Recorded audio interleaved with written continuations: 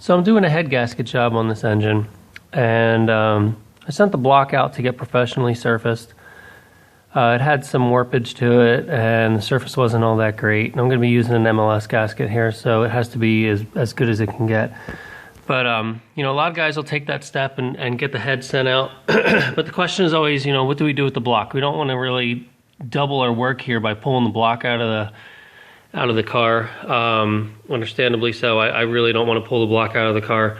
So, you know, how do we finish that off without tearing it out and getting it sent out as well? And there's a lot of videos out there of guys kind of attacking the block with a roll lock. I think that's a terrible idea. It's going to look nice and shiny, but you're going to get waves in it, and the waviness, the unevenness, that's going to just really kill your seal.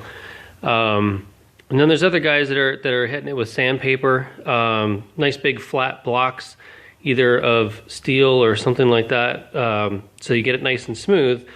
But then there's the concern of getting all that junk down into your engine. And there's a couple places that we really don't want, you know, aluminum oxide powder falling into our engine. One place is around the cylinders. We really don't want it falling down in the gap here between the pistons and the cylinders. As soon as the piston moves, it's going to start abrading the inside of your cylinder walls. That's not so good. Another spot is in these bolt holes. These are where the head bolts drop in. We really don't want grit down in there either. The main reason is because when we go to torque those bolts, especially if they're bolts and not studs, they're going to torque unevenly. The other place is in these oil holes. These in the back here, these large ones, I'm pretty sure are where the oil drains back from the head down into the oil pan. Any dirt that falls in there is going to get down into your oil pan. Hopefully that'll get picked up by the filter, but some engines send the oil to the filter after the crank, so you definitely don't want all that stuff falling into your crank or falling into your oil and getting in your crank and into your bearings, everything else. So that's no good.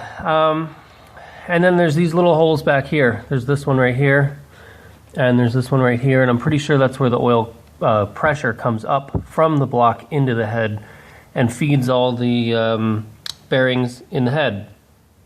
So again, you don't want stuff falling down in there. It's going to tear up your bearings and your cams and everything else. And then lastly, there's these big spots right here. This is where the water jackets are. So really all you have in there is coolant. And if some junk falls in your coolant, it's not the end of the world. What I plan on doing, I'm gonna show you how I'm gonna block up all the oil passages in the cylinders. And if stuff falls into my water coolant, I don't really care too much. I have kind of a plan on how to flush some of that out as well. About the worst thing that can happen if you get a ton of grit in your coolant is probably just some damage to your water pump. But the real concern is getting it in the oil. And we're going to try to come up with a way here where we minimize all that.